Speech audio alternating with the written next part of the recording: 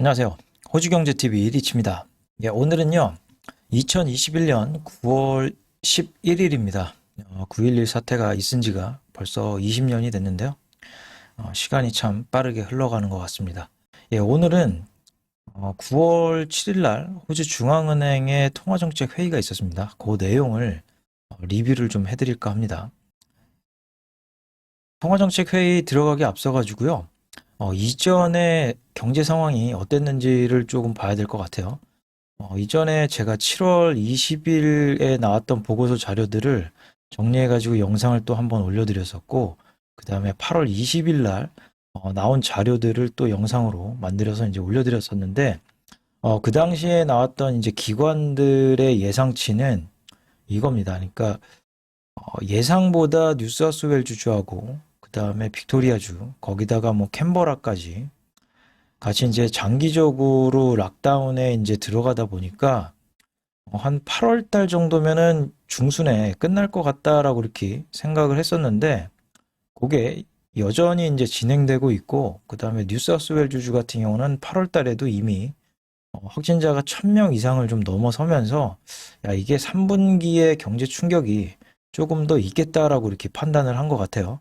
그래서 이제 기존에 7월 달에 잡아놓은 거는 한 0.7%에서 뭐 한 1% 정도 수축하겠다라고 이렇게 생각을 했었는데, 8월 달 들어가지고는 이게 조금 더 오래 가는데 라고 이렇게 판단을 한 것 같습니다. 그래서 잡아놓은 게 뭐 한 2.2%에서 많이 잡아놓은 거는 뭐 한 4.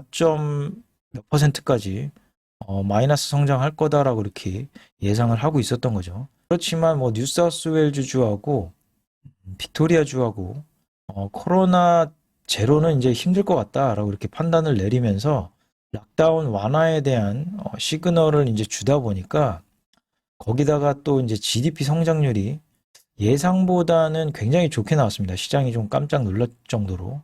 그러니까 조금 더 이렇게 내려가다가 바닥이 조금 다져진 것 같아요. 그래서 생각보다 그렇게 나쁘지 않구나라는 생각을 좀 한 것 같습니다. 어쨌거나 3분기는 마이너스 성장을 할 것으로 지금 이미 다들 예상을 하고 있는데요. 이제 하반기로 이제 넘어가면서 4분기에서도 11월 달을 가장 크게 기대를 하고 있습니다. 뉴사우스웨일주가 가장 먼저 재개방을 이제 로드맵을 발표를 했고, 아직은 정확하게 기간을 말하지는 않았습니다만, 일단 11월 중순 정도가 되게 되면 뭐 이제 70에서 80% 안에 이제 레인지는 들어오게 되니까요. 2차 접종자가 계속해서 접종을 늘어나면 늘어날수록 뉴사우스웨일주가 먼저 이제 개방을 하고, 그 다음에 이제 빅토리아주가 따라갈 텐데, 두 개의 경제권이 서비스업이 이제 강한 주다 보니까, 그게 이제 살아나게 되면 어느 정도 이제 경제가 활성화가 될 거다라고 이렇게 기관들은 기대를 좀 하고 있습니다. 일단은 통화정책 회의 전에 어떤 뉴스들이 나왔는지 좀 보고 가야 될 것 같아요. 9월 6일 날 통화정책 하루를 앞두고 예측가들은 중앙은행의 기대치에 대해서 의견이 엇갈렸습니다. 그러니까 왜 엇갈렸냐면, 기존에는 대부분의 기관들이 호주가 9월 달에 테이퍼링을 할 거다라는 거를 11월 달로 좀 연장을 하지 않겠냐. 지금 뭐 델타 변이 바이러스 때문에 락다운이 좀 길어지니까 연장을 좀 할 것이다 라고 이렇게 판단을 내리고 있었습니다. 그렇지만 2분기 GDP가 너무 좋게 나오고, 그리고 빅토리아주까지 뉴사우스웨일주를 따라서 재개방에 대한 의지가 좀 생기다 보니까 다시 조금 의견이 좀 갈리는 상황이 좀 벌어졌는데요. 뉴사우스웨일주와 빅토리아주가 여전히 폐쇄 상태에 머물러 있기 때문에 호주 중앙은행이 채권 매입 속도를 줄이기 위한 일정을 고수할지 여부에 대해서 의견이 분분합니다. 은행은 이번 달에 매주 구매하는 채권의 양을 줄일 것으로 예상하지만, 폐쇄로 인해 그 계획을 계속할 것인지에 대한 심각한 의구심을 갖게 되었습니다. 웨스트팩, ANZ뱅크, 커머네스뱅크는 테이퍼링을 최소한 연기될 것으로 예상합니다. 유일하게 내셔널뱅크만이 중앙은행이 계속해서 테이퍼링을 유지할 것으로 기대하는 유일한 4대 은행으로 남게 됩니다. 저도 이제 내셔널뱅크하고 똑같이 호주 중앙은행이 기존에 뭐 8월달 통화정책이라든지 그때처럼 테이퍼링을 계속 유지를 할 거다라고 이렇게 예상을 했는데 아무래도 아까 전에 말씀드린 GDP 성장률이 예상보다 너무 좋게 나왔다.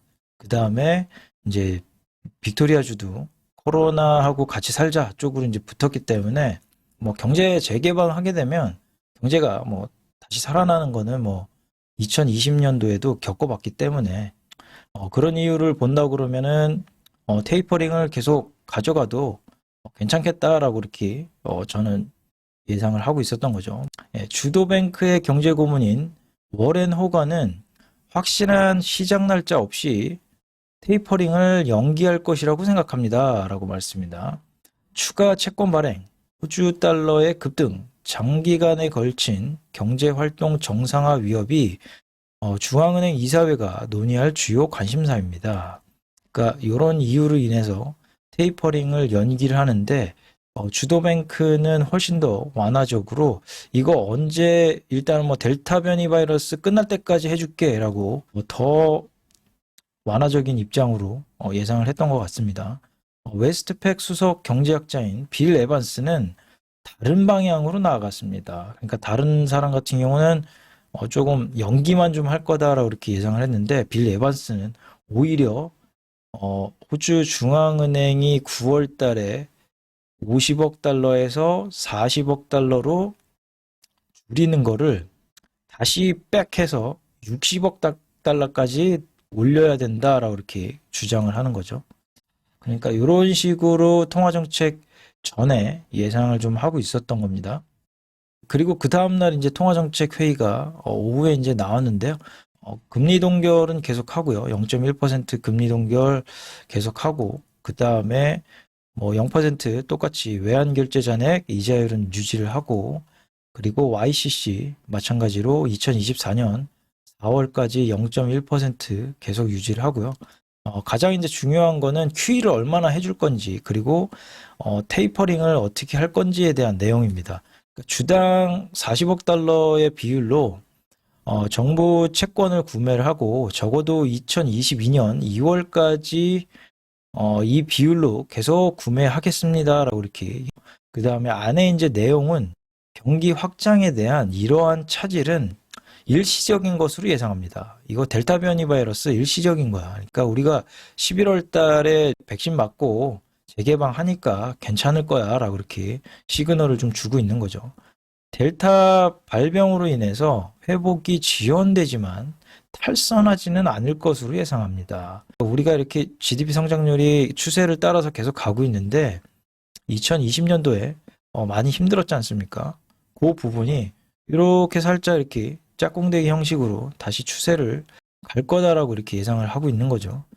그러나 예방접종률이 더 높아지고 규제가 완화되면 경제가 회복될 것입니다. 이 부분이 이제 기대를 하고 있는 부분이고요. 그러나 이러한 반등의 시기와 속도에 대해서 불확실성이 있으며 연초보다는 느릴 가능성이 있습니다. 그러니까 다음에 통화정책 회의에서 경제 이제 예측치를 또 발표를 할 건데 내년에는 이제 약간 하향 조정할 가능성을 이미 인정을 좀 한 것 같아요. 하는 것은 코로나 상황과 경제 제한 완화에 달려 있습니다. 우리의 중심 시나리오에서 경제는 4분기에 다시 성장하고 내년 하반기에 델타 변이 이전 경로로 돌아올 것으로 예상을 합니다.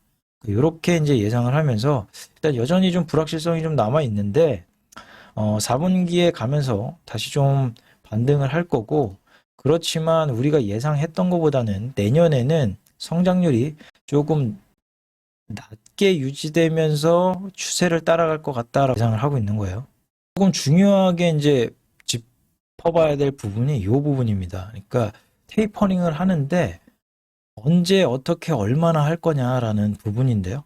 그 부분을 조금 저도 생각을 좀 해봤어요. 통화정책 회의가 있고 나서 호주 달러의 움직임을 보면 조금 이해할 것 같아요. 그러니까 통화정책 회의할 때 발표했던 내용이 테이퍼링을 연기할 줄 알았는데 테이퍼링 계속 하네? 하니까 야, 그럼 긴축적인 거네 하고 이렇게 올라갔다가 잠깐. 그런데 2022년 2월 달까지라는데 잠깐만 계산기 좀 갖고 와봐. 계산을 이제 해본 거죠. 그러니까 아, 이거 완화적인 거네 하고 이렇게 호주 달러가 하락하는 모습을 좀 보이기도 했습니다. 제가 이걸 계산을 해보니까 잘 생각해 보면 7월 달에 테이퍼링을 9월 달에 하겠다라고 이렇게 발표를 했죠. 그리고 11월 달 가서는 우리가 좀 상황을 지켜보고 결정을 할게. 시장이 이제 예상했던 거는 야, 9월 달에 주당 50억씩 사주는 거를 40억으로 줄인다고 일단은 얘기를 했고, 그 다음에 11월 달 돼서는 또 30억으로 줄이겠지? 라고 이렇게 생각을 했던 거죠. 그러니까 9월부터 11월 달까지가 이제 3개월, 그 다음에 11월부터 2월 달까지가 3개월. 그래서 합산으로 보면은 6개월인데, 1년이 52주 아닙니까? 그러니까 반으로 이제 나누면, 그러니까 26주가 6개월이라는 얘기죠. 그러니까 3개월, 3개월이니까 13주, 13주인데, 13주에 40억씩 9월 달부터 이제 사주고요. 그 다음에 11월부터 2월 달까지 만약에 들어가게 되면 30억씩 이제 사준다고 봤을 때 9월부터 11월 달까지는 전체적으로 한 520억 정도 사주는 거고, 그 다음에 11월부터 2월 달까지는 한 390억 정도 해가지고 합산하니까 2월 달까지 한 910억 정도 사주겠는데? 라고 이렇게 판단을 하고 있었던 거죠. 그렇지만 요번에 발표한 내용이 아까 전에 이제 호주 달러를 보셨지만 야, 테이퍼링 한대 계속. 그러니까 긴축적인 거네. 이렇게 판단을 했다가 야, 계산기 좀 가져와 봐. 내년 2월 달까지 일단은 유지를 한다는데 요번에 계산을 이제 해보니까 9월부터 내년 2월 달까지 40억씩 계속 사준다는 거 아닙니까? 그러니까 6개월이니까 26주 동안 40억이면 1040억이네. 그러니까 아까 전에 이제 910억 달러하고 요번에 나온 1040억 달러하고 그 차익을 이제 계산해 보니까 한 130억 정도 호주 중앙은행이 좀 양보를 했다. 그래서 야, 완화적인 거네. 이전보다는 조금 완화적이다. 어느 정도 130억 정도 완화적이다라고 이렇게 판단을 내리면서 호주 달러가 다시 이렇게 내려가는 상황을 좀 보였다라고 생각이 좀 들어집니다. 그 나왔던 뉴스가 시장은 호주 중앙은행이 채권 매입을 축소하기로 결정하면서 다소 당황한 것처럼 보입니다. 그러니까 긴축적이긴 한데 완화적인데? 라고 이렇게 판단을 내린 거죠. 그러니까 테이퍼링을 하겠다라는 의지는 계속 가져가는데 이게 락다운 때문에 좀 힘드니까 우리가 또 지켜볼 건데 아무튼 2월까지는 조금 더 3개월 정도는 더 유예를 해줄게. 그러니까 130억 정도는 더 사줄게 라고 이렇게 선물을 준 거죠.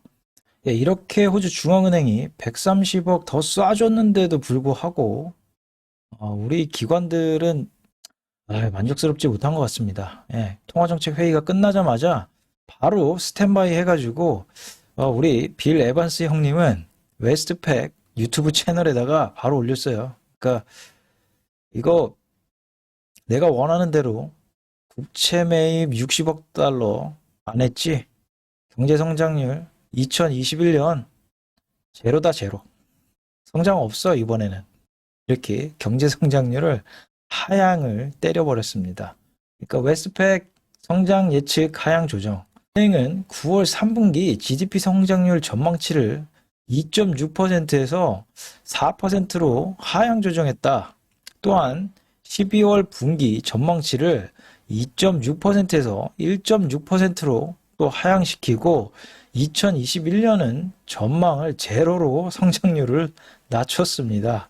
웨스팩은 2022년 성장률 전망을 5%에서 7.4%로 올렸습니다. QE 늘리라니까 왜 안 늘려줘? 그러니까 성장률 이거 박살난다 이거 봐라. 이렇게 예측을 이제 해준 거죠. 그러니까 통화정책 회의가 끝나자마자 바로 이렇게 영상을 만들어 가지고 바로 유튜브 채널에 올렸어요. 안타깝게도 조회수는 183명밖에는 보지 않았네요. 그 중에 제가 한 명입니다. 예, 아무튼 굉장히 재밌는 분이고 매력 있습니다. 존경합니다. 네, 이번 9월 달 호주 중앙은행의 통화정책 회의에서는요, 대외 경제라든지 다른 나라 중앙은행에 대한 언급은 없었습니다. 그러니까 지금 다른 나라보다 지금 호주 경제가 훨씬 더 포커스를 맞추고 있는 거 아닌가라고 이렇게 생각이 좀 들여져요. 그렇지만 어, 대외 경제 상황을 좀 봐야 될 것 같아요. 얼마 전에 한국은행도 기준금리를 인상을 했죠. 그리고 지금 컨센서스가 연내 기준금리가 한 번 더 이루어질 것 같다라고 이렇게 형성이 좀 돼 있는 것 같습니다. 한 10월 달에서 한 11월 달 정도 될 것 같다라고 이렇게 보고 있는데, 뭐 다른 전문가분들도 거의 대다수 그렇게 얘기를 하지만 한국 기준금리 인상한 데에는 일단은 가계부채가 좀 높아지고 있다라는 걸 우려하고 있다. 그리고 그 중에서는 이제 부동산 가격을 가장 크게 이제 우려하고 있다라는 거고요. 그리고 거시건전성 규제까지 같이 하면서 기준금리를 인상하기 때문에 뭐 집값도 작고 그 다음에 돈 많이 빌려서 투자하는 거를 잡아내기 위한 상황이 아닌가라고 이렇게 좀 생각이 좀 들어집니다. 아무튼 다른 나라들도 그렇게 준비를 하고 있고요. 그리고 얼마 전에는 ECB에서 물가 압력이 높아지니까 채권 매입 속도를 좀 늦추겠다라는 뉴스가 나왔습니다. 라가르드 총재는 그렇지만 요거는 테이퍼링은 아니다라고 이렇게 선을 좀 그었는데요. 긴축이지만 완화적으로 긴축할게 정도 되는 것 같아요. 예, 그리고 오늘 아침에 미국 생산자 물가 지수가 예상보다 굉장히 높게 나왔습니다. 그래서 물가가 이제 높아지다 보니까 성장은 또 꺾이는 상황이고, 성장은 꺾이는 상황이고, 물가가 높은 상황이니까 이거 딱 스태그플레이션 아니냐? 이렇게 뉴스 기사들이 요즘 쏟아지고 있는데요. 미국의 생산자 물가 지수는 이렇게 크게 올라왔습니다. 전년도 대비해서 8.3%까지 이렇게 올라왔는데요. 흔히들 뭐 코어 물가라고 그래가지고 식료품이라든지 에너지 변동성이 높은 걸 좀 뺐는데도 그 부분에서도 이렇게 높은 상승률을 좀 보였다. 그래서 이게 생산자 물가가 이렇게 높으니까 소비자한테 이제 전가하게 되면 소비자 물가 지수도 높아질 거다라 이렇게 예상을 하는 거죠. 이 그래프는 이제 생산자 지수에서 이제 중간 수요 변화를 좀 볼 수가 있는데요. 그러니까 원재료를 사와가지고 뭐 가공을 하고 2단계 이제 중간 단계 넘어가고 3단계 넘어가서 마지막 최종 단계 비용 들어간 거를 감안을 했을 때 이 부분에서 이제 소비자들한테 이제 전가가 된다라는 거죠. 스테이지 1, 2, 3가 전년도 대비해서 거의 20%나 올랐다.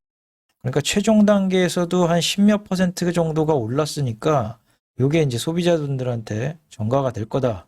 이렇게 예상을 하고 있는 거예요. 그러니까 다음에 나올 미국의 CPI 지수, 소비자 물가 지수를 좀 눈여겨봐야 될 것 같습니다. 이렇게 생산자 물가 지수가 높게 나오니까요.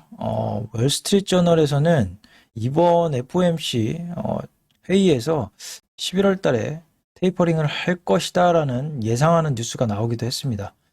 그리고 얼마 전에 캐나다 중앙은행의 통화정책 회의가 있었는데요.